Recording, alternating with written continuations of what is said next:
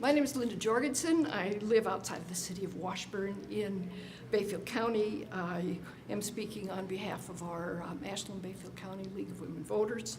Today is tax day, and we up north do not feel everyone in Wisconsin is paying their fair share of taxes. Like most of America, Ashland and Bayfield County families and small businesses have been hurt by the huge economic changes over the last 3 decades.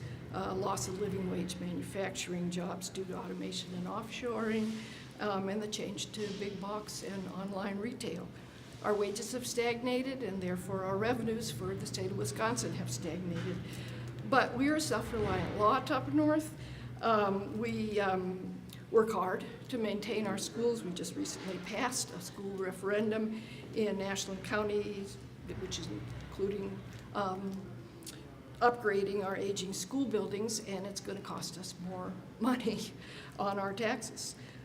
And our tax base is never going to be large enough to take care of everything that needs to be done.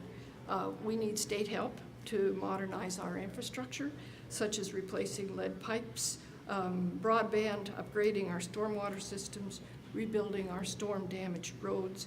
We need to pay our teachers and administrators more to be able to retain them in our schools. We need to assist our families with affordable child care.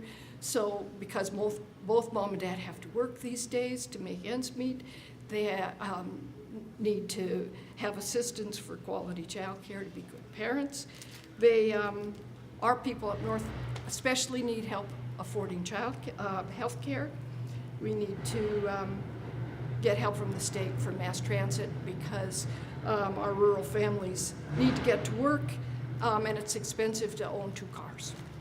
So we are suggesting 3 ways in which the state can access possibly as much as $900 million more of additional revenue. The first one is to return to a progressive income tax. Families in Wisconsin making less than $22,000 a year pay 8.9% of their income in combined sales, excise, income, and property taxes. Families in the top 1% making $399,000 a year pay only 6.2% of their income. Number 2, we can close tax loopholes. We have some massive tax evasion going on for big corporations who are manipulating the tax code to pay no income taxes. We do not think that is acceptable. For example, we can end the manufacturing and agricultural tax credit. Number 3, we need to treat income from investments at the same way as we treat income from work. So we have a big question.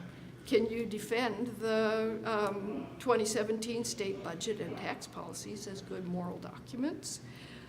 Or are you drinking the Koch brothers' Kool-Aid from their American Legislative Exchange Council playbook? Or are you prioritizing the agenda for the Club for Growth or Americans for Prosperity to fill an ideological wish list for billionaires? Who knows what's best for what's needed in Wisconsin? Is it Charles Koch, who lives in Wichita, Kansas? Certainly his state would not be a good role model for people in the citizens of Wisconsin. So why should we be asking them to what the agenda is for our state legislature at a sacrifice to the quality of our public schools, sacrifice to the upgrading of our utilities and roads, our air and water protections, and our proud history of workers' rights? So, wouldn't you agree that individuals like Charles Koch, Diane Hendricks, John Menard Jr. are rich enough? And instead of awarding them further tax breaks, shouldn't you be asking them to pony up their fair share? The citizens of Ashland and Bayfield counties are asking you to seriously consider their needs. They have been neglected too long, and you have the power and responsibility to change that.